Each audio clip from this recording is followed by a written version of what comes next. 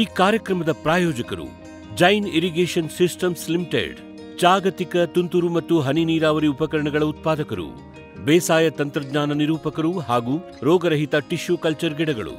Cadbury's, cocoa ಬೆಳೆಸಿ ಅಧಿಕ ಆದಾಯ ಗಳಿಸಿ. ವೀಕ್ಷಕರೇ ನಮಸ್ಕಾರ. ಹತ್ತಿ ಬೆಳೆಗೆ ಹಲವಾರು ವರ್ಷಗಳ ಇತಿಹಾಸವಿದೆ.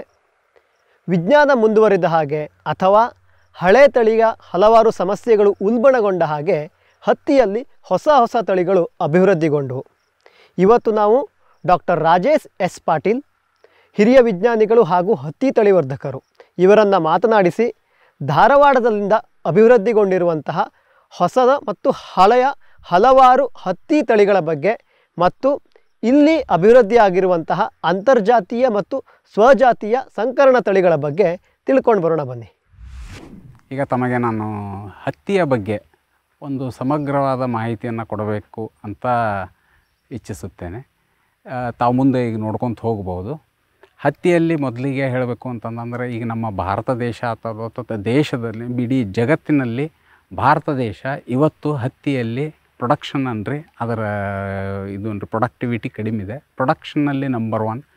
ಹತ್ತಿ ಏರಿಯಾನೂ ಜಾಸ್ತಿ, ಅತಿ ಜಾಸ್ತಿ ಇರುವಂತಹ ಹತ್ತಿ ಬೆಳೆಯುವಂಥ ಪ್ರದೇಶ ನಮ್ಮ ದೇಶದಲ್ಲಿ. ಮತ್ತು ಅತಿ ಜಗತ್ತಿನಲ್ಲಿ ಎಲ್ಲ ದೇಶಗಳಕ್ಕಿಂತ ಚೈನಾ ಮೊದಲಿಗಿತ್ತು. ಈಗ ಚೈನಾನು ಹಿಂದಕ್ಕೆ ಹಾಕಿ ನಮ್ಮ ಭಾರತ ದೇಶ ಹತ್ತಿಯಲ್ಲೇ ಮುಂಚೂಣಿಯಲ್ಲಿದೆ. ನಂಬರ್ 1 ಅನ್ಬೋದು, ಮೊದಲನೇ ಸ್ಥಾನದಲ್ಲಿ ಪ್ರೊಡಕ್ಷನ್ನಲ್ಲಿ. ಇದೆಲ್ಲ ಕಾರಣಗಳು ಆಗಿರೋದು ಬಿ ಟಿ ಹತ್ತಿ ತಮಗೆ ಗೊತ್ತಿರೋದೇ ಹೌದು. ಬಿ ಟಿ ಅನ್ನೋದು ಒಂದು ತಂತ್ರಜ್ಞಾನ. ಅದರಿಂದ ನಾವು ಹುಳಗಳನ್ನು ಕಂಟ್ರೋಲ್ ಮಾಡ್ಬೋದು. ಅಂತಂದರೆ ಔಷಧ ಹೊಡೆಯೋದು ಕಡಿಮೆ ಆಗುತ್ತೆ. ಹೀಗಾಗಿ ರೈತರಿಗೆ ಅದರಿಂದ ಪ್ರಾಫಿಟ್ ಜಾಸ್ತಿ ಆಗ್ತಾಯಿದೆ. ಆದರೆ ಇದರಲ್ಲಿ ನಾವು ತಿಳ್ಕೊಬೇಕಾದಂಥ ಒಂದು ಮುಖ್ಯವಾದ ವಿಷಯ ಅಂತಂತಂದರೆ ಹೈಬ್ರಿಡ್. ಅತಿ ಒಳ್ಳೆಯ ಹೈಬ್ರಿಡ್ನಲ್ಲಿ ಬಿ ಟಿ ಹಾಕಿದರೆ ಮಾತ್ರ ಅದಕ್ಕೆ ಉಪಯೋಗ. ಯಾವುದೋ ಕೆಟ್ಟ ಹೈಬ್ರಿಡ್ನಲ್ಲಿ ನಾವು ಬಿ ಟಿ ಹಾಕಿದರೆ ಅದು ಯಾವುದೇ ಥರದ ಉಪಯೋಗ ಆಗೋದಿಲ್ಲ. ಇದು ಒಂದು ಬಿ ಟಿಯ ಒಂದು ಸಣ್ಣ ಮಾಹಿತಿ ನಾನು ಮೊದಲಿಗೆ ಕೊಟ್ಟು ಬಿಡಬೇಕು ಅಂತ ಅಂದ್ಕೊಂಡಿದ್ದೀನಿ. ಹತ್ತಿಯ ಬಗ್ಗೆನೇ ಹೇಳೋದಾಯ್ತು ಅಂತಂತಂದರೆ, ಹತ್ತಿಯಲ್ಲಿ 4 ಮುಖ್ಯ ಪ್ರಭೇದಗಳು: ಗಾಸಿಪಿಯಮ್ ಹಿರ್ಸುಟಮ್, ಗಾಸಿಪಿಯಮ್ ಬಾರ್ಬಡನ್ಸ್. ಇವೆರಡು ಬೇರೆ ದೇಶಗಳಿಂದ ಬಂದಂಥ ತಳಿಗಳು ಅಥವಾ ಪ್ರಭೇದಗಳು ಅನ್ಬೋದು. ಅಮೇರಿಕನ್ ಜಾತಿಯ ಹತ್ತಿ ತಳಿ ಅಂತೇವಿ, ಇದು ಈಜಿಪ್ಷಿಯನ್ ಕಾಟನ್ ಅಂತೇವಿ ಬಾರ್ಬಡನ್ಸಿಗೆ. ಗಾಸಿಪಿಯಮ್ ಹಿರ್ಸುಟಮ್ ಅಮೇರಿಕನ್ ಜಾತಿ. ಇದರಲ್ಲಿ ನಮ್ಮ ಭಾರತದಲ್ಲಿ ಮೊದಲಿಗೆ ಪ್ರಚಲಿತವಾದಂಥ ತಳಿ ಲಕ್ಷ್ಮಿ ಜಾತಿ.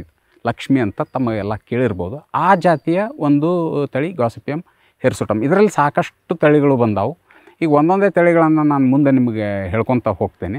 ಇಲ್ಲಿ ಬಂದಂಥ ಈ ಕೇಂದ್ರದಿಂದ, ಧಾರವಾಡ ಕೃಷಿ ವಿಶ್ವವಿದ್ಯಾಲಯದ ಹತ್ತಿ ಸಂಶೋಧನಾ ಕೇಂದ್ರ, ಹೆಬ್ಬಳ್ಳಿ ಫಾರ್ಮ್ ಅಂತ ಪ್ರಚಲಿತವಾಗಿದೆ, ಇದರಿಂದ ಬಂದಂಥದ್ದು. ಈ ಕೇಂದ್ರದ ಬಗ್ಗೆ ಒಂದು ಮಾತು ಹೇಳೋದಾತಂದರೆ, ಇಡೀ ಜಗತ್ತಿಗೆ ಮೊದಲ ಅಂತರ್ಜಾತೀಯ ಹೈಬ್ರಿಡ್, ಇಂಟರ್ಸ್ಪೆಸಿಫಿಕ್ ಹೈಬ್ರಿಡ್ ವರಲಕ್ಷ್ಮಿ ಅಂತ ಕೇಳಿರ್ಬೋದು. ಇಡೀ ಜಗತ್ತಿಗೆ ಮೊದಲನೇದಾಗಿ ಕೊಟ್ಟಿರೋದೇ ನಮ್ಮ ಹತ್ತಿ ತಳಿ ಈ ಕೇಂದ್ರ, ಸಂಶೋಧನಾ ಕೇಂದ್ರ. ಆಯಿತು. ಈಗ ಮತ್ತೆ ತಳಿಗಳಿಗೆ ಬರೋದಾಯ್ತು ಅಂತಂತಂದ್ರೆ, ಗಾಸಿಪಿಯಮ್ ಹಿರ್ಸುಟಮ್, ಗಾಸಿಪಿಯಮ್ ಬಾರ್ಬಡನ್ಸ್. ಇವೆರಡು ತಳಿಗಳು, ಈ ಎರಡು ಪ್ರಭೇದಗಳು ಹೊರಗಡೆಯಿಂದ ಬಂದಂಥದ್ದು ನಮ್ಮ ದೇಶದಲ್ಲಿ. ಇಲ್ಲಿ ಬಂದು ನೆಲೆಸಿ ಇಲ್ಲೂ ಚೆನ್ನಾಗಿ ಕೊಡ್ತಾ ಇದ್ದಾವೆ. ಎಲ್ಲಿವರೆಗೂ ಅಂತಂದರೆ, ಇವತ್ತು ಗಾಸಿಪಿಯಮ್ ಹಿರ್ಸುಟಮ್ ತಳಿ ಆಯಿತು, ಮೊದಲಿಗೆ ಬಂದಂಥ ತಳಿ ಫಸ್ಟ್ ಒಂದು 30-40 ವರ್ಷ ತಳಿ. ಆಮೇಲೆ ಇತ್ತಿತ್ತಲಾಗೆ ಈಗ ಕಳೆದ 20-25 ವರ್ಷಗಳಿಂದ ಬಿ ಟಿ ಹೈಬ್ರಿಡ್ಗಳನ್ನು ನೋಡ್ತಾ ಇದ್ದೇವೆ. ಹೈಬ್ರಿಡ್ ಯುಗ ಒಂದು ಬಂತು. ತಳಿ ಯುಗ ಮೊದಲಿಗೆ, ಹೈಬ್ರಿಡ್ ಯುಗ ಒಂದು. ಅದರಲ್ಲಿ 95% ಅಥವಾ 95%, ಇದಕ್ಕಿಂತ ಜಾಸ್ತಿ ಅನ್ಬೋದು, 96-97ರವರೆಗೂ ಇವತ್ತು ನಮ್ಮ ಭಾರತದಲ್ಲಿ ಬೆಳೀತಿರುವಂಥ, ಬೇರೆ ದೇಶದಲ್ಲೂ ಅನ್ಬೋದು, ಬೆಳೀತಿರುವಂಥ ತಳಿ ಅಥವಾ ಹೈಬ್ರಿಡ್ ಎಲ್ಲ ಹಿರ್ಸುಟಮ್ನಲ್ಲಿ ಇದೆ. H ಒಂದೇ ಸಜಾತಿಯ ಹೈಬ್ರಿಡ್ಗಳು, H ಹೈಬ್ರಿಡ್ ತಳಿ ಅಂತ ಏನಂತೀವಿ, ಹೈಬ್ರಿಡ್ಗಳು ಅವೇ ಜಾಸ್ತಿ ಇದೆ. ಬಾರ್ಬಡನ್ಸ್ ಅನ್ನೋದು ಹೊರಗಡೆಯಿಂದ ಬಂದಿರೋದು ಈಜಿಪ್ಷಿಯನ್ ಕಾಟನ್. ಇದಕ್ಕೆ ಮುಂದೆ ಹೇಳ್ತೀನಿ ನಾನು. ಇದರ ಎಳೆ ಉದ್ದ ಒಂದು ಸ್ವಲ್ಪ ಜಾಸ್ತಿ, ಸ್ವಲ್ಪ ಏನೋ ಸಾಕಷ್ಟು ಜಾಸ್ತಿ, 35-38-40 mm ಹೋಗುತ್ತೆ. ಆಮೇಲೆ ಎಳೆ ಗಟ್ಟಿತನ 35-36 ಗ್ರಾಮ್ಸ್ ಪರ್ ಟೆಕ್ಸ್. ಸೊ ಎಳೆ ಉದ್ದ ಮತ್ತು ಗಟ್ಟಿತನ ಇವು ಎರಡೂ ನಾಳೆ ನಮಗೆ ಎಲ್ಲಿ ಉಪಯೋಗ ಆಗ್ತಾವೆ ಅಂತಂತಂದರೆ, ಇಂಡಸ್ಟ್ರಿಯಲ್ಲಿ ಹೈ ಸ್ಪಿನ್ನಿಂಗ್ ಮಷಿನ್ಸ್ ಅಂತೇವಿ, ಎಲ್ಲಿ ದಾರ ತಯಾರಾಗುತ್ತೋ ಅಲ್ಲಿ ಈ ಗುಣಧರ್ಮಗಳು ಬಹಳ ಮುಖ್ಯ. ಯಾವಾಗಲೂ ಹತ್ತಿಯ ರೇಟ್ ಅಥವಾ ಏನನ್ರಿ ಇದೆಲ್ಲ ಆ ಎಳೆ ಗುಣಗಳ ಮೇಲೆ ಸಾಕಷ್ಟು ಅವಲಂಬಿತವಾಗಿರುತ್ತದೆ. ಸೊ ಉದ್ದ ಇರುವಂಥ ತಳಿ, ಅದಕ್ಕೆ ನಾವು ಇಂಗ್ಲೀಷ್ನಲ್ಲಿ ಎಕ್ಸ್ಟ್ರಾ ಲಾಂಗ್ ಸ್ಟೇಪಲ್ ಕಾಟನ್ ಅಂತೇವೆ. ಎಕ್ಸ್ಟ್ರಾ ಲಾಂಗ್ ಸ್ಟೇಪಲ್, ಅತಿ ಉದ್ದ ಎಳೆಯ ತಳಿ. ಬಾರ್ಬಡನ್ಸ್ ಜಾತಿಯ ತಳಿಗಳು ನಮ್ಮಲ್ಲೇ ಸಾಕಷ್ಟು ಬಂದು ಈಗ ಈ ಕೇಂದ್ರದಿಂದ ಮೊದಲಿಗೆ ಬಂದಂಥ ಬಾರ್ಬಡನ್ಸ್ ತಳಿಗಳೇ DB 1601, DB 1602, DB 1701 ಬರ್ತಾಯಿದೆ. ಸೊ ಈ ಥರದ ತಳಿಗಳು ಇವೆಲ್ಲ ಬಾರ್ಬಡನ್ಸ್ ಜಾತಿದು. ಎಲ್ಲಿ ತಳಿ ಎಳೆ ಉದ್ದ ಮತ್ತು ಅದರ ಸದೃಢತೆ ಸ್ಟ್ರೆಂತ್ ಅಂತೇನಂತೇವೆ ಇವೆರಡೂ ಜಾಸ್ತಿ ಇರುತ್ತೆ. ಮೇಲಾಗಿ ನಾಜೂಕತೆ, ಎಳೆಯ ನಾಜೂಕತೆ ಎಷ್ಟು ತೆಳ್ಳಗಿರುತ್ತೋ ಅಷ್ಟು ಚೆನ್ನಾಗಿ ಬರುವಂಥ ಪ್ರಕ್ರಿಯೆ ಆಗುತ್ತೆ. ನಾಳೆ ನಾವು ಬಟ್ಟೆ ಮಾಡಿದಾಗ ಅತಿ ಸೂಕ್ಷ್ಮವಾದ ಅತಿ ನಯವಾದ ಬಟ್ಟೆಗಳೆಲ್ಲ ಈ ಥರದ ಹತ್ತಿಯಿಂದ ಮಾಡ್ತಾರೆ. ಸಾಕಷ್ಟು ಎಲ್ಲವನ್ನೂ ಹಿರ್ಸುಟಮ್ ಜಾತಿಯ ಹೈಬ್ರಿಡ್ಗಳೇ ಜಾಸ್ತಿ ಆಗಿರೋದ್ರಿಂದ ಈ ತಳಿಗಳ ಕಡಿಮೆ ಆಗಿದೆ. ಆದರೆ ಇದರದ್ದು ತಳಿಯದು ಒಂದು ವಿಶಿಷ್ಟತೆ ಅಂತಂದ್ರೆ ಅಂತರ್ಜಾತೀಯ ಹೈಬ್ರಿಡ್. ನಾನು ಈಗ ಮೊದಲು ಹೇಳಿದ್ದ ಫಸ್ಟ್ ಹೈಬ್ರಿಡ್ ವರಲಕ್ಷ್ಮಿ ಅಂತ ಬಂದದ್ದು, ಮುಂದೆ DCH 32 ಬಂತು. ಅದರಲ್ಲಿ ಇರುವಂತಹ ಗಂಡ ಪ್ರಭೇದ ಅಂದರೆ ಗಂಡು ಹೂ, ಅದನ್ನು ಪರಾಗಸ್ಪರ್ಶ ನಾವು ಹೆಣ್ಣು ಹೂವಾಗಿ ಹಿರ್ಸುಟಮ್ ಜಾತಿದು ಅಮೇರಿಕನ್. ಇದ್ರ ಮೇಲೆ ಮಾಡಿದಾಗ ಬರುವಂಥ ಹೈಬ್ರಿಡ್ಡೇ ನಮಗೆ ಮುಂದೆ ವರಲಕ್ಷ್ಮಿ ಅಂತ ಕೊಡ್ತು, DCH 32 ಅಂತ ಕೊಡ್ತು.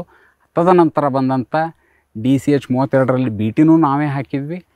DHB 1071 1071 DHB ಅದು ಒಂದು ಇದೇ ಪ್ರಭೇದದ ಒಂದು ಹೈಬ್ರಿಡ್. ಅದಾದ ನಂತರ DHB 1601 ARBHB 1601 ಅಂತಲೂ ಬಂತು. ಸೊ ಈ ತಳಿಗಳಲ್ಲಿ ಈಗ BT ಹಾಕೋ ಪ್ರಕ್ರಿಯೆ ನಡೆದಿದೆ. ಈ ಎರಡು ಪ್ರಭೇದಗಳ ಬಗ್ಗೆ ಈಗ ಮಾತಾಡಿದ್ವಿ, ಗಾಸಿಪಿಯಮ್ ಹಿರ್ಸುಟಮ್ ಮತ್ತು ಗಾಸಿಪಿಯಮ್ ಬಾರ್ಬಡನ್ಸ್. ಮುಂದೆ ಎರಡು ತಳಿಗಳ ಬಗ್ಗೆ ಹೇಳೋದಾತು ಅಂತಂದರೆ ಇವು ನಮ್ಮ ದೇಶದಲ್ಲೇ ಮತ್ತು ಆಫ್ರಿಕಾ ದೇಶದಿಂದ ಬಂದಂಥ ತಳಿಗಳು. ಗಾಸಿಪಿಯಮ್ ಹರ್ಬೇಷಿಯಮ್, ಜೈದರ್ ಕೇಳಿರ್ಬೋದು ತಾವು. ಆ ಜೈದರ್ ತಳಿ ಗಾಸಿಪಿಯಮ್ ಹರ್ಬೇಷಿಯಮ್ಗೆ ಸಂಬಂಧಪಟ್ಟಂಥ ತಳಿ. ಅದರಲ್ಲೇ ಉತ್ತಮವಾದ ಅಭಿವೃದ್ಧಿಪಡಿಸಿದಂಥ ತಳಿ DDHC 11, DDHC ಧಾರವಾಡ ದೇಸಿ ಹರ್ಬೇಷಿಯಮ್ ಕಾಟನ್ ಅಂತೀವಿ, 11 ನಂಬರು. ಇದು ಗಾಸಿಪಿಯಮ್ ಹರ್ಬೇಷಿಯಮ್. ಆಮೇಲೆ ನಾಲ್ಕನೇ ಪ್ರಭೇದವಾಗಿ ಗಾಸಿಪಿಯಮ್ ಆರ್ಬೋರಿಯಮ್. ಇದರಲ್ಲಿ DLSA 17, DLSA 17 Dharwad long staple arboreum, DLSA 17. So ಈ ಎರಡು ತಳಿಗಳು ಈ ಎರಡು ಪ್ರಭೇದಗಳಿಗೆ ಸಂಬಂಧಪಟ್ಟಂಥ ಉತ್ತಮವಾದ ತಳಿ.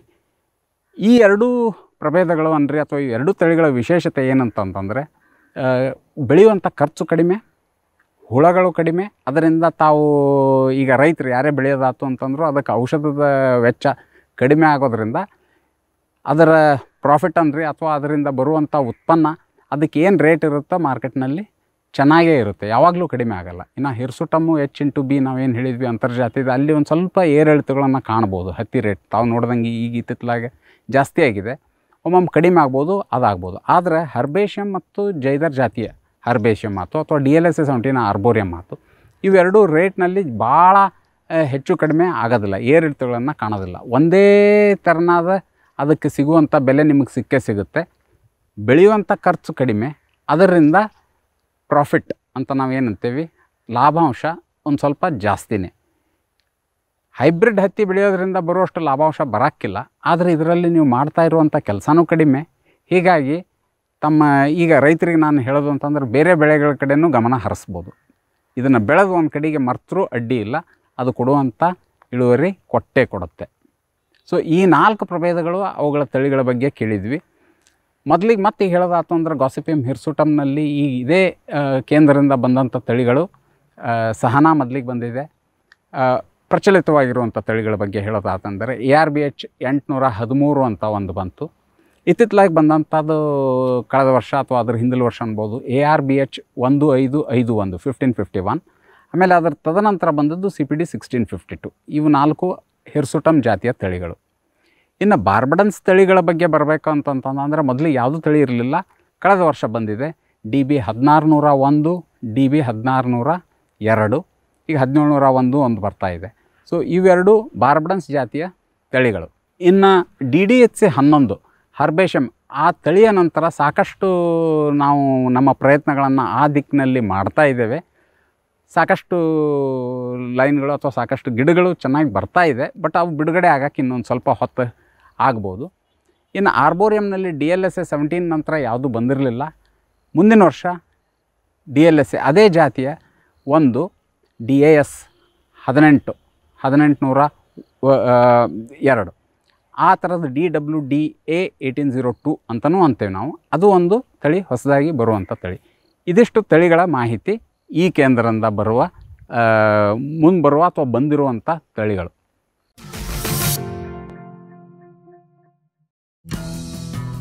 ಜೈನ್ಸ್ ಜಗತ್ತಿನ ಅತಿದೊಡ್ಡ ಅಂಗಾಂಶ ಕೃಷಿ ಪ್ರಯೋಗಾಲಯ ಹಾಗೂ ಟಿಸಿ ಗಿಡಗಳ ಉತ್ಪಾದಕರು. ಸಮೃದ್ಧ ಇಳುವರಿಗೆ ಜೈನ್ ಜೀನೇನ್, ಯಾಲಕ್ಕಿ, ನೇಂದ್ರನ್ ಹಾಗೂ ಕೆಂಪು ಬಾಳೆ ಸಸಿಗಳು, ದಾಳಿಂಬೆ, ಭಗವತಳಿಯ ರೋಗಮುಕ್ತ ಸಸಿಗಳು, ಲಕ್ನೋ 49 ಪೇರಳೆ, ಸ್ಟ್ರಾಬೆರಿ ಇತ್ಯಾದಿ ಗಿಡಗಳು ಯೋಗ್ಯ ಬೆಲೆಯಲ್ಲಿ. ಅಂಗಾಂಶ ಕೃಷಿಯ ಜಾಗತಿಕ brand Jain. Jain irrigation systems limited ಭಾರತದ ಹನಿ ನೀರಾವರಿ ತಂತ್ರಜ್ಞಾನದ ಪ್ರಥಮ ಪ್ರವರ್ತಕ, ಜಗತ್ತಿನ ಅತಿ ದೊಡ್ಡ ಸ್ಪ್ರಿಂಕ್ಲರ್ಸ್ ಉತ್ಪಾದಕ ಕಂಪನಿ.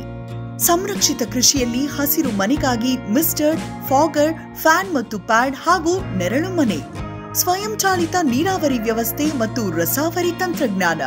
ಕೃಷಿಯಲ್ಲಿ ನೀರಿನ ಸಮರ್ಪಕ ಬಳಕೆ ಹಾಗೂ ಉಳಿತಾಯಕ್ಕೆ ಮತ್ತೊಂದು ಹೆಸರು ಜೈನ್. ಕೋಕೋ ಈಗ ಕರ್ನಾಟಕದ ವಾಣಿಜ್ಯ ತೋಟದ ಬೆಳೆಗಳಲ್ಲೊಂದು.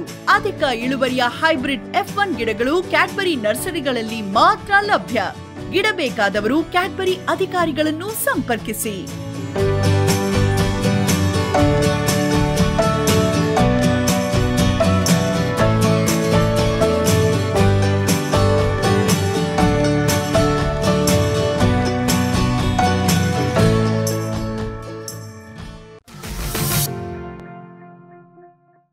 ಈಗ ಈ ತಳಿಗಳ ಬಗ್ಗೆ ವಿಶಿಷ್ಟತೆಗಳನ್ನು ಹೇಳೋದಾಯ್ತು ಅಂತಂದರೆ, ಈಗ ನಾನು ಹೇಳಿದ ಹಾಗೆ 4 ಪ್ರಭೇದಗಳು: ಗಾಸಿಪಿಯಂ ಹಿರ್ಸುಟಮ್, ಗಾಸಿಪಿಯಂ ಬಾರ್ಬಡನ್ಸ್ ಹೊರಗಡೆ ಬಂದಂಥ ಉತ್ತಮವಾದ ಎಳೆಗಳಿರೋದು, ಆಮೇಲೆ ಗಾಸಿಪಿಯಂ ಹರ್ಬೇಷಿಯಂ ಮತ್ತು ಗಾಸಿಪಿಯಂ ಆರ್ಬೋರಿಯಂ. ಒಂದೊಂದಾಗೆ ಹೇಳೋದಾಯ್ತು ಅಂತಂತಂದರೆ, ಸಾಮಾನ್ಯವಾಗಿ ಗಾಸಿಪಿಯಂ ಹಿರ್ಸುಟಮ್ನಲ್ಲಿ ಇಳುವರಿ ಜಾಸ್ತಿ, ಯಾವಾಗಲೂ ಇಳುವರಿ ಜಾಸ್ತಿ. ನಿಮಗೆ ಎಕರೆಗೆ ಒಂದು 10 ಕ್ವಿಂಟಲ್ ಆದರೂ ಆ ಹತ್ತಿ ಬಂದೇ ಬರುತ್ತೆ. ಇದು ಒಂದು ವಿಶಿಷ್ಟವಾದ ಇದು. ಹೊರಗಡೆಯಿಂದ ಬಂದರೂ ಅದು ಇಲ್ಲಿ ನಮ್ಮ ದೇಶದಲ್ಲಿ ಸಾಕಷ್ಟು ಪ್ರಚಲಿತವಾಗಿ ಇಲ್ಲಿಗೆ ಹೊಂದಿಕೊಂಡು ಎಲ್ಲ ಹವಾಮಾನ ಅನುಗುಣವಾಗಿ ಅದು ಹೊಂದಿಕೊಂಡಿದೆ. ಇಲ್ಲಷ್ಟೇ ಅಲ್ಲ, ಉತ್ತರ ಭಾರತ ಅನ್ಬೋದು ಅಥವಾ ಮಧ್ಯ ಭಾರತ ಅನ್ಬೋದು, ಇದು ನಮ್ಮ ದಕ್ಷಿಣ ಭಾರತ, ಎಲ್ಲ ಕಡೆಗೆ ಇರುವಂಥ ಜಾಸ್ತಿಯಾಗಿ ಬೆಳೆಯುವಂಥ ಹತ್ತಿನೇ ಈ ಹಿರ್ಸುಟಮ್ ಜಾತಿ ಹತ್ತಿ. ಎತ್ತರ ಒಂದು ಸ್ವಲ್ಪ ಜಾಸ್ತಿ ಇರುತ್ತೆ. ಇದನ್ನು ನಾವು ಸಾಲಿನಿಂದ ಸಾಲು ಒಂದು ಸ್ವಲ್ಪ ಜಾಸ್ತಿಯಾಗಿಯೂ ಬೆಳಿತೀವಿ. 3 ಫೀಟ್ ಸಾಲಿನಲ್ಲಿ ಬೆಳೆದು ಗಿಡದಿಂದ ಗಿಡಕ್ಕೆ 1 ಅಥವಾ 2 ಫೀಟ್ ಮಣ್ಣಿನ ಶಕ್ತಿಗೆ ಅನುಸಾರವಾಗಿ ನಾವು ಅದನ್ನು ಹೆಚ್ಚು ಕಡಿಮೆ ಮಾಡಿಕೊಂಡು ಬೆಳಿತೀವಿ. ಗಿಡ ಒಂದು ಸ್ವಲ್ಪ ಎತ್ತರಾಗಿ ಬರುತ್ತೆ. ಒಂದು ಗಿಡಕ್ಕೆ ಇದು ತಳಿ ಆಗಿರೋದ್ರಿಂದ ನಿಮಗೆ 40ರಿಂದ 50 ಕಾಯಿ ಸಾಮಾನ್ಯವಾಗಿ ಬಂದೇ ಬರ್ತಾವೆ. ಇದನ್ನು ನಾವು ಈ ತಳಿಯನ್ನು ನೀರಾವರಿಯಲ್ಲೂ ಬೆಳಿಬೋದು, ಇಳುವರಿ ಒಂದು ಸ್ವಲ್ಪ ಜಾಸ್ತಿ ಆಗುತ್ತೆ. ಅಥವಾ ಒಣ ಬೇಸಾಯಕ್ಕಾಗಿ ಹೇಳಿ ಮಾಡಿಸಿದಂಥ ನಮ್ಮ ತಳಿಗಳು, ಈಗೇನು ಸಹನಾ ಅಂತ ಹೇಳಿದ್ವಿ, 813, CPD 1652, ARBH 155, ಇವೆಲ್ಲ ಮಳೆ ಆಶ್ರಿತ ಪ್ರದೇಶಗಳಲ್ಲಿ, ಅಂತಂದರೆ ಎಲ್ಲಿ ಗ್ಯಾರಂಟಿ ಮಳೆ ಆಗುತ್ತೋ ಅಂಥ ಭಾಗಗಳಲ್ಲಿ. ಒಣ ಪ್ರದೇಶಗಳಿಗೆ ಅಂತ ಹೇಳೋದಿಲ್ಲ, ಒಣ ಪ್ರದೇಶಗಳಿಗಿರುವಂಥ ತಳಿಗಳು ಬೇರೆ. ಈಗ ಇದು ಹಿರ್ಸುಟಮ್ ಕಾಯಿ ಗಾತ್ರ ನೀವು ಮಾತಾಡೋದು ಅಂತಂತಂದರೆ 4ರಿಂದ 4.5 ಗ್ರಾಮ್ ಬರ್ಬೋದು ಒಂದೊಂದು ಕಾಯಿಯಲ್ಲಿ ಬರುವಂಥ ಹತ್ತಿ. ಇದು ಒಂದು ಮುಖ್ಯವಾದ ಅಂಶ. ಕಾಯಿ ಗಾತ್ರ ಎಷ್ಟಿದೆ ಅನ್ನೋದು ಇವತ್ತು ನಮ್ಮ ರೈತರು ಹೊರಗಡೆ ನೋಡ್ತಾ ಇದ್ದಾರೆ. ಈಗಿರುವಂಥ ಪ್ರೈವೇಟ್ BT ಹೈಬ್ರಿಡ್ನಲ್ಲೆಲ್ಲ ಕಾಯಿ ಗಾತ್ರ 5ರಿಂದ 6 ಬರುತ್ತೆ. ಸೊ ಅದು ಜಾಸ್ತಿ ಆದಂಗೆ ಅದಕ್ಕೆ ಇರುವಂಥ ಒಂದು ಡಿಮ್ಯಾಂಡ್ ಅಂತ ಏನಂತೀವಿ, ಅದು ಜಾಸ್ತಿ ಆಗುತ್ತೆ. ಇದು ಹಿರ್ಸುಟಮ್ ಜಾತಿಯ ವಿಶಿಷ್ಟತೆ, ಕೆಲವೊಂದು ವಿಶಿಷ್ಟತೆಗಳು. ಮೇಲಾಗಿ ಹುಳುಗಳು ಇದಕ್ಕೆ ಬರ್ತಾವು, ಇಲ್ಲ ಅಂತಲ್ಲ, ಅದರ ಕಂಟ್ರೋಲು ಆಗ್ತಾವೆ, ಔಷಧ ನಾವು ಹೊಡಿತೀವಿ. ಇನ್ನು 2ನೇ ಪ್ರಭೇದ ಅಂತೇನು ಹೇಳಿದ್ವಿ, ಬಾರ್ಬಡನ್ಸ್, ಗಾಸಿಪಿಯಂ ಬಾರ್ಬಡನ್ಸ್, ಅಲ್ಲಿ ತಳಿಯ ವಿಶೇಷತೆಗಳು ಸಾಕಷ್ಟಿದೆ. ನಾನು ಹೇಳಿದ ಹಾಗೆ ಎಳೆ, ಅತಿ ಉದ್ದವಾದ ಎಳೆ, ನೀವು ಎಲ್ಲೇ ಇಡೀ ಜಗತ್ತಿನಲ್ಲೇ ತೊಗೊಳ್ರಿ, ಅತಿ ಉದ್ದವಾದ ಎಳೆ ಬರೋದೇ ಗಾಸಿಪಿಯಂ ಬಾರ್ಬಡನ್ಸ್ನಲ್ಲಿ. ಈಜಿಪ್ಷಿಯನ್ ಕಾಟನ್ ಅಲ್ಲಿ ಸಾಕಷ್ಟು ಬೆಳೀತಾ ಇದ್ರು ಈಜಿಪ್ಟ್ನಲ್ಲಿ. ಈಗ ಅದೆಲ್ಲ ಜಗತ್ತಿನಾದ್ಯಂತ ಪಸರಿಸಿದೆ. ಕೆಲವೊಂದು ಜಾಗಗಳಲ್ಲಿ ನಾನು ಹೇಳಿದ ಹಾಗೆ ಅಥವಾ ಮುಂದೆ ಹೇಳೋದು, ಅದಕ್ಕೆ ಬೇಕಾಗಿರುವಂಥ ಹವಾಮಾನ ಒಂದು ಸ್ವಲ್ಪ ಬೇರೆ ಥರ ಇರುತ್ತೆ. ಈಗ ಬೇರೆ ಹತ್ತಿ ಥರ ಎಲ್ಲ ಕಡೆ ಬೆಳೆಯೋಕ್ಕಾಗಲ್ಲ. ಮೈಸೂರು ಭಾಗದಲ್ಲಿ ನಮ್ಮಲ್ಲಿ ಬರ್ತದೆ, ಬೆಳಗಾವಿ ಕಡೆಗೆ ಬರ್ತದೆ, ಧಾರವಾಡದಲ್ಲಿ ಕೆಲವು ಭಾಗ, ಎಲ್ಲಿ ಭೂಮಿಯಲ್ಲಿ ತೇವಾಂಶ ಮೊದಲಿಗೆ ಒಂದು ಸ್ವಲ್ಪ ಜಾಸ್ತಿ ಇರಬೇಕು ಬಿತ್ತೋ ಟೈಮಿಗೆ, ಜೂನ್ನಲ್ಲಿ. ಆಮೇಲೆ ಒಂದು ಸ್ವಲ್ಪ ಹವಾಮಾನ ವೈಪರೀತ್ಯಗಳು ಕಡಿಮೆ ಇರಬೇಕಾಕೈತಿ, ಟೆಂಪ್ರೇಚರ್ ಅಥವಾ ನಮ್ಮ ಉಷ್ಣಾಂಶನೂ ಒಂದು ಸ್ವಲ್ಪ ಕಡಿಮೆ ಇರಬೇಕಾಕೈತಿ. ಅಂಥ ಪ್ರದೇಶದಲ್ಲಿ ನಾವು ಇದನ್ನು ಬೆಳಿಬೋದು. ಆದರೆ ಅದಕ್ಕೆ ತಕ್ಕಂಗೆ ಹುಳುಗಳು ಒಂದು ಸ್ವಲ್ಪ ಜಾಸ್ತಿ, ರಸ ಹೀರೋ ಕೀಟಗಳು ಒಂದು ಸ್ವಲ್ಪ ಜಾಸ್ತಿ ಬರ್ತಾವೆ, ಕಾಯಿ ಕೊರಕಗಳು ಬರ್ತಾವೆ. ಆದರೆ ಈಗ ಕಾಯಿ ಕೊರಕಗಳಿಗೆ BT ಇರೋದರಿಂದ ಕಾಯಿ ಕೊರಕಗಳು ತೊಂದರೆ ನಮಗೆ ಇಲ್ಲ. ಆದರೆ ರಸ ಹೀರೋ ಕೀಟಗಳು ಒಂದು ಸ್ವಲ್ಪ ಬಾರ್ಬಡನ್ಸ್ನಲ್ಲಿ ಬರುತ್ತೆ. ಇದನ್ನೆಲ್ಲ ಮಿಗಿಲಾಗಿ ನಾವು ಏನು ಮಾಡ್ತೀವಿ, ಈಗ ನೋಡಿದ್ವಿ ಅಂತಂದ್ರೆ ಕಾಯಿ ಗಿಡದ ಎತ್ತರ ಭಾಳ ಜಾಸ್ತಿ, ಭಾಳ ಚೆನ್ನಾಗಿ ಬೆಳೀತೈತಿ, ಹುಲಸಾಗಿ ಬೆಳೀತದೆ. ಕಾಯಿ ಗಾತ್ರ ಮತ್ತು ಮೀಡಿಯಮ್ ಅಥವಾ ಮಧ್ಯಮ ಗಾತ್ರದ ಕಾಯಿಗಳು 3.5 4.5 ಗ್ರಾಮ್ ಕಾಯಿ ಬರುತ್ತೆ, ಅರಳೆ ಬರುತ್ತೆ. ಆದರೆ ಇದರ ಇಳುವರಿ ನಾವು ಈ ಲಕ್ಷ್ಮೀ ಜಾತಿದು ಅಥವಾ ಹಿರ್ಸುಟಮ್ ಜಾತಿಗೆ ಹೋಲಿಸಿದಾಗ ಒಂದು ಸ್ವಲ್ಪ ಇಳುವರಿ ಕಡಿಮೆ. ಗುಣಮಟ್ಟ ಜಾಸ್ತಿ ಇರೋದರಿಂದ ರೈತರಿಗೆ ಮಾರ್ಕೆಟ್ನಲ್ಲಿ ಬೆಲೆ ಜಾಸ್ತಿ ಸಿಗುತ್ತೆ. ಇದನ್ನು ಮೊದಲಿಗೆ ಬೆಳೀತಿದ್ರು, ಅಂದರೆ ತಳಿ ಸುವಿನ ಜಾತಿಯ ತಳಿ ಅಂತ ಏನಂತೀವಿ ನಾವು, ಬಾರ್ಬಡನ್ಸ್ ಅದನ್ನು ಬೆಳೀತಿದ್ರು. ಈಗ ಬೆಳೀತಿಲ್ಲ, ಯಾಕಂತಂದ್ರೆ ಸಾಕಷ್ಟು ಹುಳುಗಳ ಹಾವಳಿ ಜಾಸ್ತಿ ಆಗಿರೋದ್ರಿಂದ ಒಂದು. ಎರಡನೇದಾಗಿ ಮುಖ್ಯವಾಗಿ ಎಲ್ಲ ಕಡೆಗೆ ಹೈಬ್ರಿಡ್ಗಳು ಚೆನ್ನಾಗಿ ಬಂದಿದೆ, BT ಹೈಬ್ರಿಡ್ಗಳು. ಎಲ್ಲ ರೈತರು ಅದನ್ನು ಬೆಳೀತಾ ಇದ್ದಾರೆ, ಇದನ್ನು ಬೆಳೀತಾ ಇಲ್ಲ. ಕೆಲವು ಭಾಗದಲ್ಲಿ ಇದನ್ನು ಇನ್ನೂ ಬೆಳೆಯೋ ಒಂದು ಪ್ರಕ್ರಿಯೆ ಇಟ್ಕೊಂಡಿದ್ದಾರೆ, ಅದಕ್ಕೆ ರೇಟು ಜಾಸ್ತಿ ಬರ್ತದೆ. ಹೇಳಿದ ಹಾಗೆ ಇದರ ಇಳುವರಿ 6ರಿಂದ 7 ಕ್ವಿಂಟಲ್ ಎಕರೆಗೆ ಬಂದೇ ಬರುತ್ತೆ. ಎಳೆಯ ಉದ್ದದ ಬಗ್ಗೆ ಹೇಳೋದಾತು ಅಂತಂತಂದರೆ 35ರ ಮೇಲೆ ಇರುತ್ತೆ. ಅದಕ್ಕೆ ಇದನ್ನು ನಾವು ಎಕ್ಸ್ಟ್ರಾ ಲಾಂಗ್ ಸ್ಟೇಪಲ್ ಕಾಟನ್ ಅಂತೇವೆ. ಅತಿ ಉದ್ದ ಎಳೆಯ ಹತ್ತಿ ತಳಿ ಬಾರ್ಬಡನ್ಸ್. ಉದ್ದ 35ರ ನಂತರ 37, 38, 40ರವರೆಗೂ ಉದ್ದ ಬರುತ್ತೆ. ಸ್ಟ್ರೆಂತ್ ಅಥವಾ ಗಟ್ಟಿತನ, ಸದೃಢತೆ, ಎಳೆಯ ಸದೃಢತೆ ಅಂತೇನಂತೀವಿ, ಅದನ್ನು ಗ್ರಾಮ್ಸ್ ಪರ್ ಟೆಕ್ಸ್ನಲ್ಲಿ ಅಂತೀವಿ. ಅದು 35, 36, 37ರ ಮೇಲೆ ಇರುತ್ತೆ. ಅದು ಜಾಸ್ತಿ ಇರುವಂಥ ತಳಿಗಳಿಗೆ ಬೆಲೆ ಜಾಸ್ತಿ ಮಾರ್ಕೆಟ್ನಲ್ಲಿ. ಆದರೆ ಇಳುವರಿ ಒಂದು ಸ್ವಲ್ಪ ಕಡಿಮೆ, ಹುಳಗಳ ಕಾಟ ಜಾಸ್ತಿ, ರೈತ ಒಂದು ಸ್ವಲ್ಪ ಜಾಸ್ತಿ ಖರ್ಚು ಮಾಡಬೇಕಾಗತ್ತೆ. ಅದಕ್ಕೆ ತಕ್ಕಂಥ ಪ್ರತಿಫಲನೂ ರೈತ ಪಡಿತಾನೆ. ಎಲ್ಲೆಲ್ಲಿ ಇದನ್ನು ಬೆಳೆಯುವಂಥ ಒಂದು ಇದು ಇದೆ, ನಾನು ಹೇಳಿದಾಗೆ ಮೈಸೂರು ಭಾಗ, ಧಾರವಾಡ ಭಾಗ, ಬೆಳಗಾವಿ ಕಡೆಗೆ, ಆಮೇಲೆ ಉತ್ತರ ಭಾರತದಲ್ಲಿ ಸಾಕಷ್ಟು ಕಡೆಗೆ ಇದೆ. ಅಲ್ಲಲ್ಲಿ ಇದನ್ನು ಬೆಳೆಯುವಂಥ ಪ್ರಯತ್ನ ಮಾಡ್ಬೋದು, ವೆರೈಟಿಯಾಗೆ ಅಥವಾ ತಳಿಯಾಗೆ. ಇದಕ್ಕಿಂತ ಮುಖ್ಯವಾಗಿ ಇದು ಈಗೇನು ಮಾಡ್ತಾ ಇದ್ದಾರೆ ಅಂತಂತಂದ್ರೆ, ನಾನು ಹೇಳಿದಾಗೆ ಈ ಕೇಂದ್ರದಿಂದ ಬಂದಂಥ ಮೊದಲ ಅಂತರ್ಜಾತೀಯ ಹೈಬ್ರಿಡ್ ವರಲಕ್ಷ್ಮಿ ಅಥವಾ ಇತ್ತಿತ್ತಲಾಗಿ ಬಂದಂಥ DCH 32 ಇರ್ಬೋದು, ಅಥವಾ DSB 1071 ಇರ್ಬೋದು, ಅಥವಾ ARB HP 1601 ಇರ್ಬೋದು. ಇವೆಲ್ಲ ಅಂತರ್ಜಾತೀಯ ಹೈಬ್ರಿಡ್. ಇದರಲ್ಲಿ ಏನಾಗುತ್ತೆ ಅಂದರೆ, ಲಕ್ಷ್ಮೀ ಜಾತಿಯ ಹಿರ್ಸುಟಮ್ ಜಾತಿಯ ಹೆಣ್ಣಾಗಿ ಉಪಯೋಗಿಸಿ ಈ ಬಾರ್ಬಡನ್ಸನ್ನು ಗಂಡಾಗಿ ಉಪಯೋಗಿಸೋದ್ರಿಂದ ಅದರಲ್ಲಿ ಬರುತ್ತಿರುವಂಥ ಇಳುವರಿ ಜಾಸ್ತಿ. ಯಾವುದೇ ಹೈಬ್ರಿಡ್ ತೊಗೊಳ್ರಿ ಇಳುವರಿ ಜಾಸ್ತಿ ಆಗುತ್ತೆ. ಸೊ ಇಳುವರಿ ಜಾಸ್ತಿ ಆಗುತ್ತೆ. ಮೇಲಾಗಿ ಇದರಿಂದ ಬರುವಂಥ ಎಳೆಯ ಉದ್ದ ಅಥವಾ ಎಳೆಯ ಸೂಕ್ಷ್ಮತೆ ಅಥವಾ ಎಳೆಯ ಗಟ್ಟಿತನ ಎಲ್ಲ ಬಾರ್ಬಡನ್ಸ್ನಿಂದ ಬಂದುಬಿಡುತ್ತೆ ಹೈಬ್ರಿಡ್ನಲ್ಲಿ ಇಳುವರಿ ಜಾಸ್ತಿ, ಈ ಗುಣಗಳು ಜಾಸ್ತಿ ಇರೋದರಿಂದ ನಿಮಗೆ ಬೆಲೆ ಸಾಕಷ್ಟು ಬರ್ತಾಯಿದೆ. ಇದರಲ್ಲೇ BT ಹಾಕಿ ಸಾಕಷ್ಟು ಪ್ರೈವೇಟ್ ಕಂಪ್ನಿ ಹೈಬ್ರಿಡ್ಗಳು ಬಂದಿವೆ. ಈಗ ನಮ್ಮಲ್ಲೇ DCH 32 ಅದರದ್ದು BG2 ಅವತರಣಿಕೆ ಬಂದಿದೆ, ಮಾರ್ಕೆಟ್ನಲ್ಲಿ ಸಿಗುತ್ತೆ. ಮುಂದೆ DHB 1071 BG2 ಅದು ಮುಂದಿನ ವರ್ಷವೂ ಬರುತ್ತೆ. ಇದು H-B ಅಥವಾ ಅಂತರ್ಜಾತೀಯ ಹೈಬ್ರಿಡ್ಗಳ ಬಗ್ಗೆ ಆಯಿತು, ಹಿರ್ಸುಟಮ್ ಬಾರ್ಬಡನ್ಸ್. ಇನ್ನು ಆರ್ಬೋರಿಯಮ್, ಗಾಸಿಪಿಯಮ್ ಆರ್ಬೋರಿಯಮ್ಮಿಗೆ ಬಂದರೆ ಅದು ಮೊದಲಿಗೆ ಬಿತ್ತಬೇಕಾಗತ್ತೆ. ಸೀಸನ್ನಲ್ಲಿ ಜೂನ್ ಅಥವಾ ಮುಂಗಾರಿ ಅಂತೇನಂತೇವೆ, ಜೂನ್ನಲ್ಲಿ. ಅದಕ್ಕೊಂದು ಸ್ವಲ್ಪ ಭೂಮಿಯಲ್ಲಿ ತೇವಾಂಶ ಜಾಸ್ತಿ ಬೇಕಾಗುತ್ತೆ. ಅದರ ಬೆಳೆ ಬರೋದು ಜಲ್ದಿ ಬಂದುಬಿಡ್ತದೆ. ಅಂತಂದ್ರೆ ಈಗ ನಿಮ್ಗೆ 150 ದಿವಸದಲ್ಲಿ ನಿಮಗೆ ಇಳುವರಿ ಬಂದುಬಿಡುತ್ತೆ ಪೂರ್ತಿ. ಗಾಸಿಪಿಯಮ್ ಆರ್ಬೋರಿಯಮ್ ಇದಕ್ಕೆ ತಕ್ಕಂಥ ತಳಿ DLSA 17. ಅದ್ರ ಬಗ್ಗೆ ನಾವು ಮುಂದೆ ನಿಮಗೆ ಹೇಳ್ತೇನೆ, DLSA 17 ಬಗ್ಗೆ. ಅದು ಒಂದು ಮುಂಗಾರಿನ ತಳಿನೇ, ದೇಸಿ, ಇಲ್ಲೇ ಬಂದಂಥ ಭಾರತ ಅಥವಾ ಅಮೇರಿಕಾ ಇವೆರಡರಲ್ಲೇ ಈ ಖಂಡಗಳಿಂದ ಬಂದಂಥ ತಳಿ. ಹವಾಮಾನ ಅನುಗುಣವಾಗಿ ಇದು ಕೆಲವು ಭಾಗಗಳಲ್ಲಿ ಇನ್ನೂ ಬೆಳೀತಾ ಇದ್ದಾರೆ. ಆದರೆ ಆ ಭಾಗಗಳಲ್ಲಿ ಇದನ್ನು ಬಿಟ್ಟರೆ ಬೇರೆ ಥರದ ಹತ್ತಿಗಳು ಬರಲಾರ್ದಕ್ಕೆ ಇದನ್ನೇ ಬೆಳ್ಕೊತ ಬಂದಿದ್ದಾರೆ. ಆಮೇಲೆ ಮಿಶ್ರಿತ ಬೆಳೆ, ಅದರಲ್ಲಿ ಗಾಸಿಪಿಯಮ್ ಹರ್ಬೇಷಮ್ನು ಬೆಳೀತಿದ್ದಾರೆ. ಆರ್ಬೋರಿಯಮ್ ಬಗ್ಗೆನೇ ಹೇಳೋದಾದರೆ DLSA 17 ಧಾರವಾಡ ಲಾಂಗ್ ಸ್ಟೇಪಲ್ ಆರ್ಬೋರಿಯಮ್ ಅಂತ ರಿಲೀಸ್ ಆಗಿದೆ. ಸಾಮಾನ್ಯವಾಗಿ ಈ ಥರದ ತಳಿ ಅತಿ ಕಾಂಪ್ಯಾಕ್ಟಾಗಿ ಅಂತಂತಂದ್ರೆ ಜಾಸ್ತಿ ಜಾಗ, ಜಾಸ್ತಿ ಟಿಸಲು ಹೊಡೆಯೋದಿಲ್ಲ, ದೊಡ್ಡದಾಗಿ ಬೆಳೆಯೋಂಗಿಲ್ಲ, ಎತ್ತರ ಒಂದು ಸ್ವಲ್ಪ ಬರುತ್ತೆ. ಹೀಗಾಗಿ ಸಾಲಿನಿಂದ ಸಾಲನ್ನು ನಾವು ಕಡಿಮೆ ಮಾಡ್ಕೋಬೋದು. 3 ಬೇಡ 2 ಫೀಟಿಗೂ ತರ್ಬೋದು. ಆ 2 ಫೀಟಿನ ಸಾಲಿನಲ್ಲಿ ಬೆಳೆದ್ರೆ ಇದರ ಇಳುವರಿ, ನಾನೇನು ಮೊದಲಿಗೆ ಹಿರ್ಸುಟಮ್ ಜಾತಿಯ ಲಕ್ಷ್ಮೀ ಜಾತಿಯ ತಳಿಗಳ ಬಗ್ಗೆ ಏನು ಹೇಳಿದೆ, ಅದರಷ್ಟೇ ಇಳುವರಿ ಕೊಡುವಷ್ಟು ಸಾಮರ್ಥ್ಯ ಇದಕ್ಕಿರುತ್ತೆ. ಈಗ DLSA 17 ತೊಗೊಳ್ಳೋದಾದರೆ ಎಳೆ ಗುಣಧರ್ಮಗಳು ಯಾವುದೇ ಲಕ್ಷ್ಮೀ ಜಾತಿಯ ತಳಿಗಿಂತ ಕೆಟ್ಟದಾಗಿಲ್ಲ, ಕಡಿಮೆ ಇಲ್ಲ. ಸೊ ಅದನ್ನು ನಾವು ಬೆಳಿಬೋದು. ಕೆಲವು ಭಾಗಗಳಲ್ಲಿ ಇದನ್ನು ಇನ್ನೂ ನಾವು ಬೀಜ ಕೊಡುವಂಥ ಒಂದು ಪ್ರಕ್ರಿಯೆ ಇಟ್ಕೊಂಡೇವಿ. ಎಲ್ಲೆಲ್ಲೋ ರೈತರು ಅದನ್ನು ಕೇಳಿ ಬೆಳೆದವರು ಹಗಲೆಲ್ಲ ಬಂದು ಬೀಜನೂ ಒಯ್ತಾ ಇದ್ದಾರೆ. DLSA 17 ಗಾಸಿಪಿಯಮ್ ಆರ್ಬೋರಿಯಮ್ ಒಟ್ಟು ನೋಡಿದಾಗ ಅದು ಒಂದು 95% ಹಿರ್ಸುಟಮ್ ಆಗ್ಬೋದು, ಎಲ್ಲೋ ಒಂದು 0.5% ಇಲ್ಲ 1% ಬಾರ್ಬಡನ್ಸ್ ವೆರೈಟಿ ತಳಿ ಅಂತ ಬೆಳೀತಾ ಇದ್ದಾರೆ. H-B ಹೈಬ್ರಿಡ್ ನೀವು ತೊಗೊಳ್ಳೋದಾತು ಅಂತಂದ್ರೆ ಅದು 2-3%. ಆದರೆ ಈಗ ನಾನೇನು ಹೇಳಾಕತ್ತೀನಿ, ಆರ್ಬೋರಿಯಮ್ಮು ಮತ್ತು ಇನ್ನೂ ಒಂದು ತಳಿ ಅಂತಂದ್ರೆ ಜೈದರ್ ಜಾತಿಯ ತಳಿ ಗಾಸಿಪಿಯಮ್ ಹರ್ಬೇಷಿಯಮ್ 4ನೇ ಪ್ರಭೇದ. ಅಲ್ಲಿ ಜೈದರ್ ಅಂತ ಹೇಳಿದೆ. ಈಗ ಅದಕ್ಕಿಂತ ಹೊಸದಾಗಿ ಬಂದಂಥ ತಳಿ ನಮ್ಮ ಕಡೆಗೆ 1-2 ತಳಿ ಇದಾವೆ. DDHC 11 ಅಂತ ಒಂದಿದೆ. ರಾಯಚೂರು ಭಾಗಕ್ಕೆ ಅಥವಾ ಅತಿ ಸವಳು ಭೂಮಿಗೆ ಬರುವಂಥ ಒಂದು ಹರ್ಬೇಷಿಯಮ್ ತಳಿ RAHS 14 RAHS 14 ಇವೆರಡೂ ತಳಿಗಳು ಈಗ ನಮ್ಮಲ್ಲಿ ಇವೆ. ಇದು ಗಾಸಿಪಿಯಮ್ ಹರ್ಬೇಷಿಯಮ್ ಜೈದರ್ ಜಾತಿದು. ಇದನ್ನು ನಾವು ಹಿಂಗಾರಿನಲ್ಲಿ ಬೆಳಿಬೇಕಾಗತ್ತೆ, ಮುಂಗಾರಿನಲ್ಲಿ ಬೆಳೆಯೋಕ್ಕಾಗಲ್ಲ.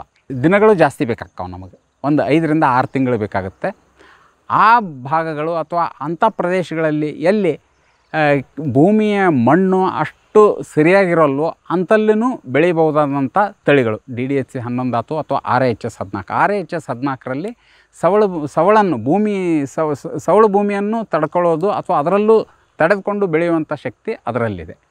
ಈ 2 ತಳಿಗಳು ನಿಮಗೆ ಎಕರೆಗೆ 3ರಿಂದ 4 ಕ್ವಿಂಟಲ್ ಕಣ್ಣು ಮುಚ್ಚಿ ಕೊಡ್ತಾವೆ. ಎಲ್ಲೇ ಹೋಗಿ ಬೆಳೆದ್ರು, ಯಾವಾಗಲೇ ಬೆಳೆದ್ರೂ ಇದು ಕೊಡ್ತೈತಿ. ಇದರ ವಿಶೇಷತೆ ಏನು, ಭಾಳ ಹುಲುಸಾಗಿ ಬೆಳಿತಾವು ಗಿಡಗಳು. ಆಮೇಲೆ ರೋಗ ಮತ್ತು ಕೀಟಗಳನ್ನು ತಡೆದುಕೊಳ್ಳುವ ಶಕ್ತಿ ಎಲ್ಲ 4 ಪ್ರಭೇದಗಳನ್ನು ನಾವು ನೋಡಿದಾಗ ಗಾಸಿಪಿಯಮ್ ಹರ್ಬೇಷಿಯಮ್ನಲ್ಲೇ ಜಾಸ್ತಿ ಇದೆ. ಇಲ್ಲಿ ಕೀಟಗಳು ಕಡಿಮೆ, ರೋಗಗಳು ಕಡಿಮೆ. ಇತ್ತಿತ್ತಲಾಗಿ ಯಾವುದೋ ಒಂದು ಸಣ್ಣ ರೋಗ ಬರ್ತಾ ಇದೆ, ಗ್ರೇ ಮಿಲ್ಡ್ಯೂ ಅಂತ. ಅದನ್ನು ಈಗ ಹತೋಟಿ ಮಾಡ್ಬೋದು. ಆ ನಿಟ್ಟಿನಲ್ಲೂ ನಾವು ಪ್ರಯೋಗಗಳನ್ನು ಮಾಡಿ ಅದನ್ನು ತಡೆಯುವಂಥ ಶಕ್ತಿಯನ್ನು ನಾವು ಅದರಲ್ಲಿ ಕೊಡ್ತಾ ಇದ್ದೇವೆ. ಸಾಮಾನ್ಯವಾಗಿ ಗಾಸಿಪಿಯಮ್ ಹರ್ಬೇಷಿಯಮ್ ಅಂತರ್ಬೆಳೆಯಾಗಿ ಬೆಳೀತಾ ಇದ್ದಾರೆ ರೈತರು. ಅದನ್ನು ಪೂರಾ ಕಡೆಯಾಗಿಯೂ ಬೆಳಿಬೋದು. ನಡುಕ್ಕೆ ಬೇರೆ ಬೇರೆ ಈಗ ಮೆಣಸಿನ್ಕಾಯಿನ ಹಾಕ್ಬೋದು ಅಥವಾ ಕಡಲೆನೂ ಹಾಕ್ಬೋದು. ಆ ಥರನೂ ಮಾಡ್ತಾಯಿದ್ದಾರೆ. ಈ ಭಾಗಕ್ಕೆ DDHC 11 ಜಾಸ್ತಿ. ನೀವು ಒಣ ಬೇಸಾಯ ಅತ್ತಾಗ ರಾಯಚೂರು ಕಡೆಗೆ ಮೇಲೆ ಹೋದ್ರಿ, ಜಾಸ್ತಿ ಇರುವಂಥ ಜಾಗ ಅಥವಾ ನಾನು ಹೇಳಿದ ಹಾಗೆ ಸವಳು ಭೂಮಿಯಲ್ಲಿ RAHS 14 ಜಾಸ್ತಿ. ಇದರ ಇಳುವರಿ ನಾನು ಹೇಳ್ದಂಗೆ 3ರಿಂದ 4 ಕ್ವಿಂಟಲ್ ಬಂದೇ ಬರ್ತೈತಿ. ಇದರ ಎಳೆ ಒಂದು ಸ್ವಲ್ಪ ಸಣ್ಣದು. DLSA 17 ಅತಿ ಉದ್ದದ ಎಳೆ ತಳೆ ಅಂತ ಏನು ಹೇಳಿದೆ ನಾನು ಆರ್ಬೋರಿಯಮ್ನಲ್ಲಿ, ಅದಕ್ಕಿಂತ ಕಡಿಮೆ, ಆದರೆ ಗಟ್ಟಿ ಜಾಸ್ತಿ. ಮೇಲಾಗಿ ಮೆಡಿಕಲ್ ಯೂಸಸ್ ಅಂತಂತೇವೆ. ಈಗ ಏನೇನು ಹಾಸ್ಪಿಟ್ಲಿಗೆ ಹೋದ್ರೆ ನಿಮ್ಮ ಬ್ಯಾಂಡೇಜು ಅದು ಎಲ್ಲ ಇರ್ತಾವೆ, ಎಲ್ಲಿ ನೀರು ಹೀರ್ಕೊಳ್ಳುವಂಥ ಶಕ್ತಿ ಜಾಸ್ತಿ ಬೇಕು. ಆ ಥರದಲ್ಲಿ ಇವು ಸಾಕಷ್ಟು ಪ್ರಚಲಿತವಾಗಿದ್ದಾವೆ. ನಮ್ಮ ದೇಶದಲ್ಲಿ ಅಲ್ಲಲ್ಲಿ ಈ ಥರದ ತಳಿಗಳನ್ನು ಇವತ್ತಿಗೂ ಬೆಳೀತಾ ಇದ್ದಾರೆ. ಬೇರೆ ಬೇರೆ ತಳಿಗಳು ಬೇರೆ ಬೇರೆ ಭಾಗದಲ್ಲಿದ್ದಾವೆ. ನಮ್ಮ ಭಾಗಕ್ಕೆ 1-2 ತಳಿಗಳು ಸೂಕ್ತ. ಇದಿಷ್ಟು ನಮ್ಮ ಈ 4 ಪ್ರಭೇದಗಳ ಒಂದು ಪರಿಚಯ. ಇತ್ತಿತ್ತಲಾಗೆ ಬಂದಂಥ ಒಂದು ಹೊಸ ಕನ್ಸೆಪ್ಟ್ ಅನ್ಬೋದು, ಕಾಂಪ್ಯಾಕ್ಟ್ ಕಾಟನ್ ಅಂತೇವಿ, ಗಿಡ್ಡ ಹತ್ತಿ. ಇದರ ವಿಶಿಷ್ಟತೆ ಏನು ಅಂತಂತಂದರೆ, ಇಡೀ ಹಿರ್ಸುಟಮ್ ಜಾತಿಯ ಹತ್ತಿ ಇರ್ಬೋದು. ಇದರಲ್ಲಿ ಸಾಕಷ್ಟು ನಾವು ಈಗ ಪ್ರಯೋಗಗಳನ್ನು ಮಾಡಿ ಅಭಿವೃದ್ಧಿಪಡಿಸ್ತಿರುವಂಥ ತಳಿಗಳು ಬಂದಿವೆ. ಇದರ ವಿಶೇಷತೆ ಏನಪ್ಪ ಅಂತಂತಂದರೆ, ಜಾಸ್ತಿ ಎತ್ತರ ಬೆಳೆಯೋದಿಲ್ಲ, ಜಾಸ್ತಿ ಅಗಲನೂ ಹರಡೋದಿಲ್ಲ. ಇದರಿಂದ ಸಾಲಿನಿಂದ ಸಾಲು ನಾವು ಅಲ್ಲಿ 3 ಫೀಟ್ ಹಾಕೋದ್ರ ಬದಲು ಇದನ್ನು 2 ಫೀಟು ಇಲ್ಲಿನ ಕಡಿಮೆಗೆ ಉಳಿಸ್ಕೋಬೋದು. ಗಿಡದಿಂದ ಗಿಡಕ್ಕೆ ಒಂದು ಗೇಣು ಅಂತೇವೆ ನಾವು 10 ಸೆಂಟಿಮೀಟ್ರು, ಇಲ್ಲ 1 ಫೀಟ್ನಲ್ಲಿ 2ರಿಂದ 3 ಗಿಡಗಳು ಕುಂಡ್ರುವಂಥ ಒಂದು ವ್ಯವಸ್ಥೆ ಮಾಡ್ಕೋಬೋದು. ಯಾವಾಗ ಆಗುತ್ತೆ ಅಂತಂದರೆ ಹತ್ತಿ ಬಂದಾಗ ಅದರ ಹೈಟು ಕಡಿಮೆ ಇರ್ತೈತಿ, ಎತ್ತರ ಕಡಿಮೆ, ಹಾಗೆ ಅದರ ಸ್ಪ್ರೆಡ್ ಅಂತ ನಾವೇನಂತೀವಿ ಈಗ ಅದು ಸುಧಾಕ ಕಡಿಮೆ ಆಗೋದ್ರಿಂದ ಗಿಡದ ಓವರಾಲ್ ಇದು ಕಡಿಮೆ ಜಾಗ ತೊಗೊಳ್ಳೋದು, ಇದನ್ನು ಜಾಸ್ತಿ ಮಾಡ್ಬೋದು. ಇದರ ಇದರ ಉದ್ದೇಶ ಏನು ಅಂತಂತಂದ್ರೆ, ಒಂದೇ ಎಕರೆಯಲ್ಲಿ ನಾವು ಜಾಸ್ತಿ ಸಾಲಿನಲ್ಲಿ ಅಥವಾ ಸಾಲಿನಿಂದ ಸಾಲು ಜಾಸ್ತಿ ಇಟ್ಟಾಗ ಗಿಡಗಳು ಕಡಿಮೆ ಬರ್ತಾವೆ. ಒಂದು 50,000 ಬರ್ಬೋದು ಒಂದು ಎಕರೆಗೆ. ಇದನ್ನು ಮಾಡಿದಾಗ 1,00,000 ಗಿಡಗಳು ಬರ್ತಾವೆ. ಆದರೆ ಅದಕ್ಕೆ ಅನುಗುಣವಾಗಿ ಗಿಡಕ್ಕೆ ಒಂದು 5ರಿಂದ 6 ಕಾಯಿ ಬಂದರೂ ಸಾಕು ಅನ್ನೋ ಒಂದು ನಮ್ಮ ಪ್ರಯೋಗಗಳಿಂದ ಕಂಡುಬಂದಂಥ ವಿಷಯ. ಇಷ್ಟಾದರೂ ಸಹ ಒಂದು ಎಕರೆಗೆ ಏನು ಇಳುವರಿ ಬರ್ತೈತಿ ಅದು ಹೈಬ್ರಿಡ್ ಇಳುವರಿ ಅಥವಾ ಬೇರೆ ತಳಿ ಇಳುವರಿಗೂ ಸಮಾನಾಂತರವಾಗಿ ಕೊಡುವಂಥ ತಾಕತ್ತಿದೆ. ಈ ಕನ್ಸೆಪ್ಟ್ ಅಥವಾ ಇದು ಬಂದಿರೋ ವಿಶೇಷತೆ ಯಾಕಪ್ಪ ಅಂತಂತಂದರೆ, ಇವತ್ತು ನಿಮಗೆಲ್ಲ ಗೊತ್ತಿರ್ಬೋದು, ಹತ್ತಿಗೆ 108 ಕುತ್ತು, ಅದರಲ್ಲಿ ದೊಡ್ಡ ಕುತ್ತಂದರೆ ಇವತ್ತು ಬಂದಿರುವಂಥದ್ದು ನಿಮಗೆ ಕಾಳು ಸಿಗ್ತಿಲ್ಲ. ಜಾಸ್ತಿ ಒಂದೇ ಟೈಮಿಗೆ ಬರೋದ್ರಿಂದ ಬಿಡಿಸ್ಬೇಕಾದ್ರೆ ಹತ್ತಿ ಬಿಡಿಸುವಂಥ ಸಮಯಕ್ಕೆ ನಿಮಗೆ ಆಳು ಸಿಗೋದಿಲ್ಲ. ಮಷಿನ್ ಹಾರ್ವೆಸ್ಟಿಂಗ್ ಅಂತ ಬರ್ತೈತಿ. ಅದಕ್ಕಾಗಿ ಬಂದಿರುವಂಥ ಹಾರ್ವೆಸ್ಟರ್ಸ್ ಬಂದಿವೆ. ಮಷಿನ್ನಲ್ಲಿ ಟ್ರ್ಯಾಕ್ಟರ್ನಲ್ಲಿ ಹಚ್ಚಿ ಅದನ್ನು ತೆಗಿಬೋದು. ಅಂದರೆ ಈಗ ಮನುಷ್ಯ ಕೈಲಿಂದ ಬಿಡಿಸೋದ್ರ ಬದಲು ಮಷಿನ್ನೇ ತೆಗಿತದೆ ಹತ್ತಿ. ಆ ಥರದ್ದು ಮಷಿನ್ಗಳು ಬಂದಾವೆ, ನಮ್ಮ ದೇಶದಲ್ಲೂ ಬಂದಾವು. ಆದರೆ ಅದು ಇನ್ನೂ ಭಾಳಷ್ಟು ಪ್ರಚಲಿತವಾಗಿಲ್ಲ, ನಾವು ಮಾಡೋಕ್ಕೆ ತಯಾರಿದ್ದೀವಿ. ಆ ಥರದ ತಳಿಗಳು ಈಗ ಮಷಿನಿಗೆ ಹೊಂದುವಂಥ ತಳಿಗಳು ನಮ್ಮಲ್ಲಿವೆ. ARBC 1651 ಅಂತ ಒಂದಿದೆ, DSC 1651, ಇವೆರಡು ಗಿಡ್ಡ ಹತ್ತಿ ತಳಿಗಳು. ಈ ತಳಿಗಳನ್ನು ನಾವು ಮಷಿನ್ ಹಾಕಿ ಹಾರ್ವೆಸ್ಟ್ ಮಾಡ್ಬೋದು. ಅಂದರೆ ಮಷಿನ್ನಿಂದ ಬಿಡಿಸೋದ್ರಿಂದ ಯಾವುದೇ ಆಳುಕಾಳುಗಳು ಬರೋಂಗಿಲ್ಲ. ದಿನಕ್ಕೆ ಸಾಕಷ್ಟು ಎಕರೆಗಳನ್ನು ನಾವು ಬಿಡಿಸ್ಬೋದು. ಒಂದು ಹತ್ತಿಯಲ್ಲಿ ಒಂದು ದೊಡ್ಡ ಇದು ಬದಲಾವಣೆ ತರಬೇಕು ಅಂತಂತಂದ್ರೆ ಮೆಕ್ಯಾನಿಕಲ್ ಹಾರ್ವೆಸ್ಟಿಂಗ್ ಅಂತೀವಿ. ಅವಾಗ ಹೈ ಡೆನ್ಸಿಟಿ ಪ್ಲಾಂಟಿಂಗ್ ಅಂತೀವಿ. ಒಂದೇ ಜಾಗದಲ್ಲಿ ಸಾಕಷ್ಟು ಗಿಡಗಳನ್ನು ಹಾಕೋದು. ಈ ಥರ ಪ್ರಕ್ರಿಯೆಗೆ ಬೇಕಾಗಿರೋದೇ ಗಿಡ್ಡ ಹತ್ತಿ, ಕಾಂಪ್ಯಾಕ್ಟ್ ಕಾಟನ್. ಅದಕ್ಕೋಸ್ಕರ ಬಂದಿರುವಂಥ ಈ ಕನ್ಸೆಪ್ಟನ್ನು ಇವತ್ತಿಲ್ಲ ನಾಳೆ ಇದು ದೊಡ್ಡದಾಗಿ ಬೆಳೆಯುವಂಥ ಸೂಚನೆಗಳು ಇವೆ. ಸರ್ಕಾರನೂ ಇದ್ರ ಬಗ್ಗೆ ಸಾಕಷ್ಟು ಚಿಂತನೆ ಮಾಡ್ತಾ ಇದೆ. ಯಾವತ್ತು ನಮಗೆ ಆಳು ಸಿಗೋದು ಕಡಿಮೆ ಆಗ್ತಾ ಇದೆ ಅವತ್ತಿನಿಂದ ಚಾಲೂ ಆಗಿರುವಂಥ ಅಥವಾ ಶುರುವಾಗಿರುವಂಥ ಈ ಥರದ ಪ್ರಯೋಗಗಳು ಈಗ ಸಾಕಷ್ಟು ಫಲಕಾರಿಯಾಗಿವೆ. ನಮ್ಮಲ್ಲಿ ಆ ಥರದ ತಳಿಗಳು ಇವೆ. ಮಷಿನ್ನಲ್ಲಿ ಏನಾದರೂ ಒಂದು ಸ್ವಲ್ಪ ಹೆಚ್ಚು ಕಡಿಮೆ ಬದಲಾವಣೆ ಮಾಡಿ ಅದರದ್ದು ಬರುವಂಥ ಅದಕ್ಕೆ ಹತ್ತುತ್ತಿರುವಂಥ ಈಗ ಕಾಸ್ಟ್ ಏನಂತೇವೆ ನಾವು ಪ್ರೈಸ್ ಅದೇನಾದರೂ ಒಂದು ಸ್ವಲ್ಪ ಕಡಿಮೆ ಆಯಿತು ಅಂತಂತಂದರೆ ನಾಳೆ ಇದು ಒಂದು ದೊಡ್ಡ ಬದಲಾವಣೆ, ಹತ್ತಿಯಲ್ಲಿ ಬರುವಂಥ ಮುಂದಿನ ಒಂದು ದೊಡ್ಡ ಬದಲಾವಣೆ ಅಂತಲೇ ನಾನು ಹೇಳ್ಬೋದು. ಈ ಕಾರ್ಯಕ್ರಮದ ಪ್ರಾಯೋಜಕರು ಜೈನ್ ಇರಿಗೇಷನ್ ಸಿಸ್ಟಮ್ಸ್ ಲಿಮಿಟೆಡ್, ಜಾಗತಿಕ ತುಂತುರು ಮತ್ತು ಹನಿ ನೀರಾವರಿ ಉಪಕರಣಗಳ ಉತ್ಪಾದಕರು, ಬೇಸಾಯ ತಂತ್ರಜ್ಞಾನ ನಿರೂಪಕರು ಹಾಗೂ ರೋಗರಹಿತ ಟಿಶ್ಯೂ ಕಲ್ಚರ್ ಗಿಡಗಳು. ಕ್ಯಾಡ್ಬರೀಸ್, ಕೋಕೋ ಬೆಳೆಸಿ ಅಧಿಕ ಆದಾಯ ಗಳಿಸಿ.